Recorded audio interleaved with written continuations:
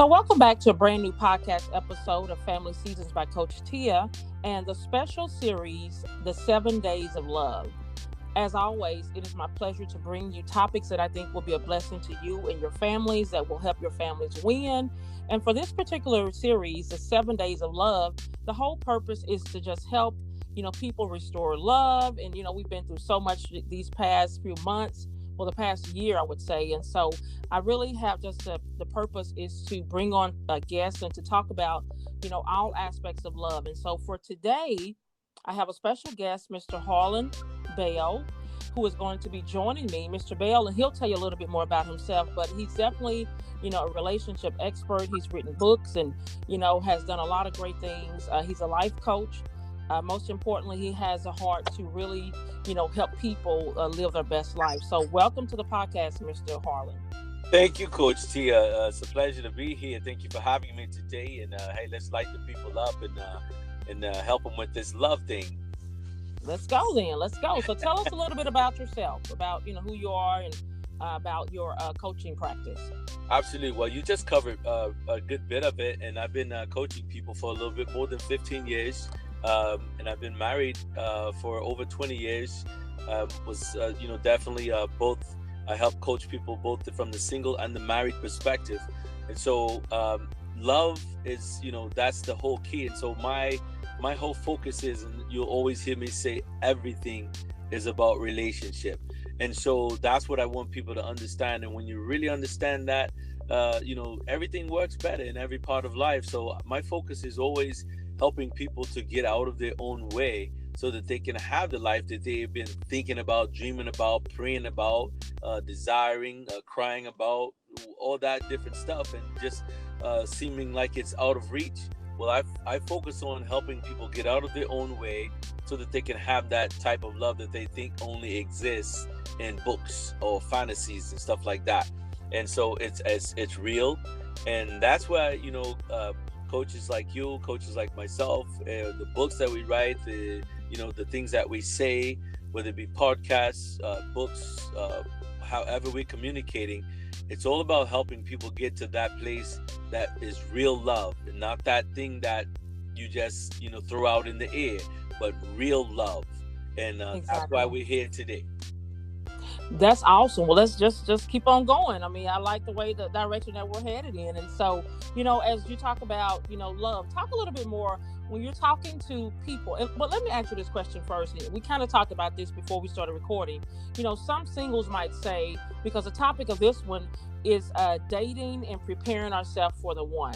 And so some singles might ask, well, how can a married man of 20 plus years, talk to us about the single life? So just tell us quickly how you described it or explained it to me before we started the recording. Absolutely. And it's a great question. It really, it's a question that I never personally get, because when I start talking, people know that basically it's like, okay, he's reading my book right now. He's reading my life right now. And so, right.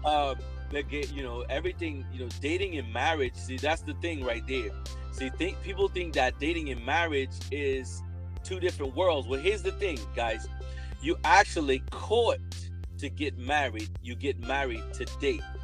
And so that's how people miss it. They think that they date and then they get married, then they settle in, and then they wonder, why we this way? Why we not have that same thing that we had when we start dating? Well, because you thought that you got married and then you just supposed to let things fizzle out. Well, actually, You're courting to date. And so when we're out there dating, we just haven't made a commitment yet. But it's the same thing when we get married. When we get married, we continue to date, and we just keep doing that. So the same thing that I did to get you to that point of marriage, then we don't stop that. So for the fact of being married, it doesn't mean you're not dating. The only difference is you're dating one person. So when we're in the dating world, we're dating, but we're trying to make sure that, was this the one I'm dating or whatever, or for this particular season? And there's so many different people that have different mindsets about dating. So dating seems to be a hard thing when you're in the dating world, but it just depends on each person. And so to be married and to look at people dating, okay, you got to understand everybody around you is not married. So you're always around people who are single. You always see the things that they do. You're hearing everything that they talk about, the things they're asking you, the things they're complaining to you about, the things that they may be celebrating about dating. And so Right. you're never away from it, even though you may not be in the dating game as far as in with other people. You're just dating one person. And that's actually takes a lot more focus than dating several people. Wow, that's good. I have never looked at it from that perspective. That is amazingly good. That's really good. I had to take a note on that one. That's really good, and that's what it's about. It's so you court to get married, but you get married to date, and so that is, and that's wow. That's good. That's good right there. So let's just continue talking about that. So when we talk about dating, if you're dating, several people, you're not married yet, but you're wanting to get married someday. How do we prepare ourselves? You're talking to singles. How should singles prepare themselves for the dating world? Okay, well, let's for when you're preparing yourself for dating, the thing is that most of the time when we think about dating, we just think about, okay, I want somebody to care about me. I want somebody so that I'm not lonely. I want somebody to love. See, everybody has a different ideology depending on how you were raised, how you perceived your life, how you perceived love. Were your parents married? Were they happily married? Did you see relatives, your grandparents, aunties, uncles, friends, neighbors? Did you see people happily married, or did you see people with broken marriages? Did you see people with 2-3 families? Or did you grow up with you in one house, but you got brothers and sisters in another house and maybe another house? It just depends how you perceived life growing up and what you saw people do in marriage or dating. And so when you bring that, what you have, your ideology, into dating, that's what separates whether people have a good experience dating or do they just keep having these dating episodes but none of them work out. So if you want to prepare for dating, you need to make sure that you have the right understanding of what dating is about. And so if your mind is clear and you're not going into this looking for another person to make you whole, then you're in a better place. But you got to understand that you need to already be whole in your own mind, and you got to be good by yourself before you can be good with somebody else.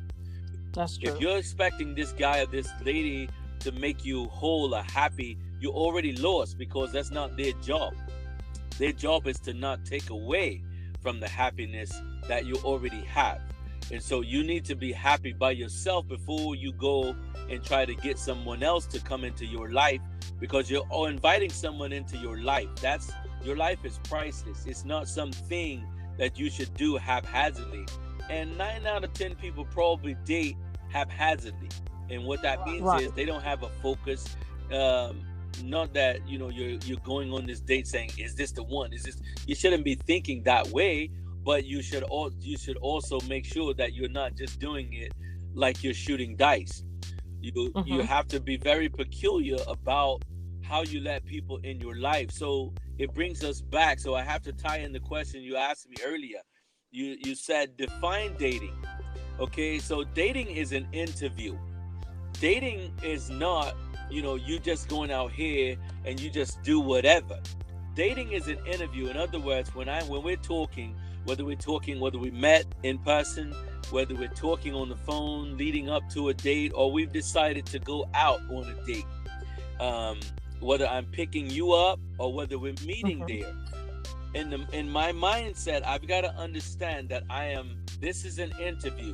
No, I'm not showing up to our date with a pen and a pad or asking you 20 questions in some type of order or something like that. But I got to understand that there's nothing that we need to be doing to prove to one another right now. We just need to be having good conversation and just enjoying one another. And as we progress and we enjoy, if we can't have a good conversation, then we already know it should if there is a date number 2, okay, that's just to see if we can actually have good conversation, because if you don't have that, you don't have anything. That's true. That conversation, because you're going to have to keep talking. In a relationship, you're going to have to keep communicating. And so it's so important to make sure you can have just a good conversation where you're laughing and talking and, listening to one another and all of that. So that's huge. That's a big one there. And what you just said is the fact that you got to keep talking. So like, okay, let's say when you go on another date and you go on another date. Okay, what do you think those dates are supposed to be about? It's supposed to be about you getting to know each other. You're getting that time that you're spending, that conversation you're having right now, you're calculating and you're listening to the way that you guys communicate and flow. Okay, do I even want to go on another date with this person? And when you have that and they're thinking the same thing. Do I even like talking to them? Do I even want to go out with them again? So I think that's the part that people skip when they're on a date. And what I mean by that, Coach Teia, is the fact that when you look at movies and TV, okay, they show us such a twisted perception of dating. They show you this girl and this guy meeting wherever they meet, whether walking at a party, work, no matter where they meet, out at a party, club, or bar, church, it doesn't matter where they meet. They always show you them just going to, okay, I like you. Okay, well, we have a good chemistry at the moment, or do we? We don't have a chemistry. Okay, but I like you, and I'm lonely. So, okay, well, let's take all of our clothes off and have sex. That's what they show on TV. And that is the perception that people have when they're dating. They're thinking about the physical aspect. Right. And when I approached you, that already told you that I physically like you. So if I got to spend our date talking about how pretty your eyes are, how pretty your lips are, or making comments about your body, that should tell you a lot. That should tell you that I'm not really there for the right reason. That's good. Now let's stop right there. So now that's a really good thought right there, because so you're saying that if the focus is only on your one another's physical attributes, that's it. Then that's the whole direction that situation is going to go into. Then basically, you're not trying to date. You're trying to have sex. That's it. And that's not dating. That's not dating. Dating has nothing to do with sex. Here's the problem. People always want to run and have sex because they don't understand what their life means. They don't understand the value of their life. They don't understand the value of their body. They don't understand that they're priceless, male and female. And they don't understand that when you go into a relationship with somebody, you have the opportunity to either be a great part of their life or you can damage them. And when you go into a person's life and you take away from them, you just go, oh, you were just there just to play with them. You were just there, you weren't there because you were trying to find out if you wanted to date them, to mate them so that you could get to marriage. But no, you just wanted to date them to undress them. You just came to uncover them. You just came to get in bed with them. You're not there to date. You're trying to fulfill your hormones. That's not dating. Exactly. And as a result, that's why so many of us, continue to fall into that same, that hole, because if you're dating with just that mindset, then that's not dating. That's not dating at all. Basically, you're just hooking that's up. All That's what I would consider hooking up. Exactly. Doing. But when you have the mentality, you say, okay, I'm ready to date. And that's why I'm so glad that you are coming from, this point of view. This is awesome. When you say I'm dating, I want to prepare myself for dating, you're at a whole nother level. And that's what I've heard. I've heard my brother-in-law actually say this, that when he was ready to get married, that was his focus. His focus was not about all the other stuff. It was about, how can I add to this woman's life? What can I bring to the table? How can we, combine our lives together and, make it happen? Absolutely. I love that. That's a wonderful thought. Because when you don't think about it, like if you ask the person, male or female, you ask them what they want in life.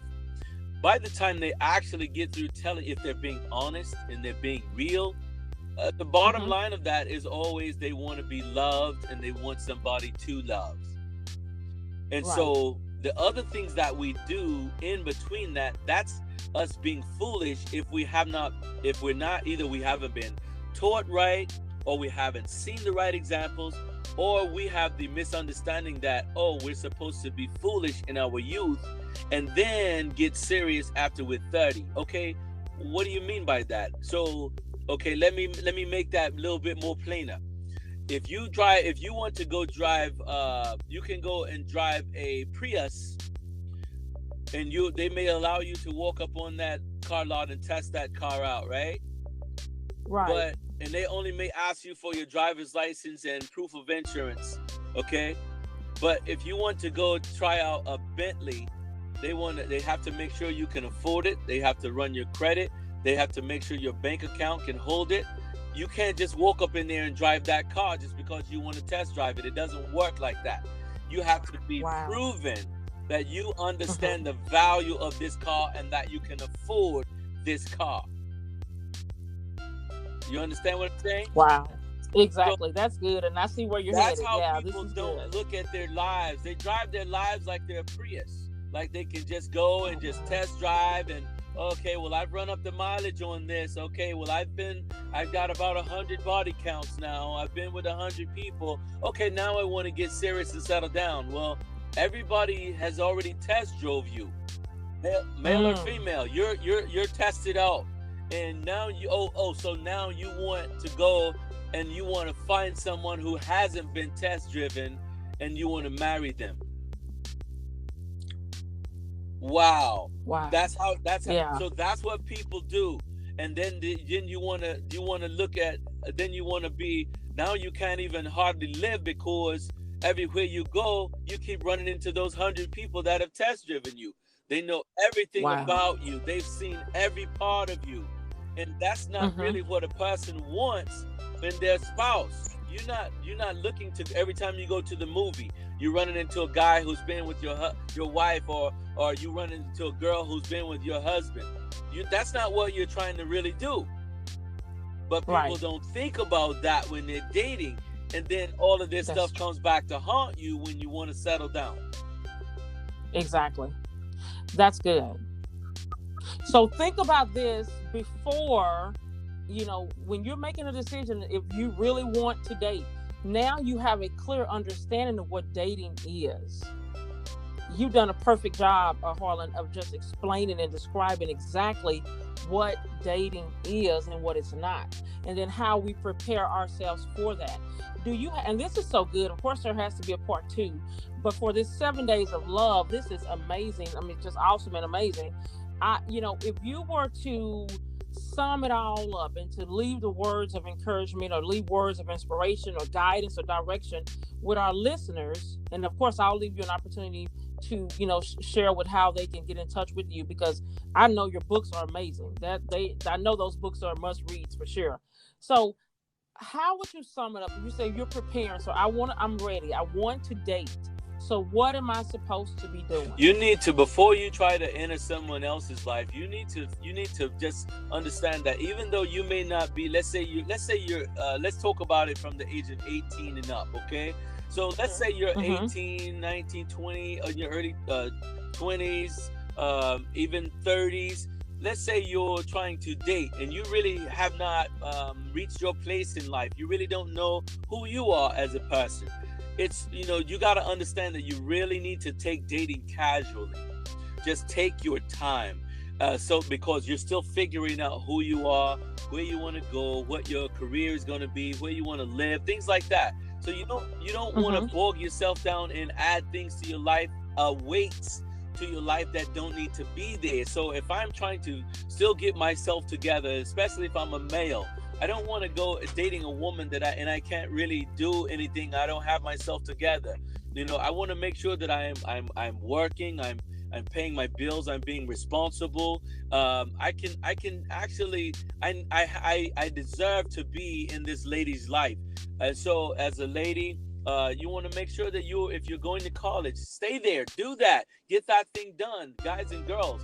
You want to get your life in the places that you want it to be. Don't date people and go in and out on yourself.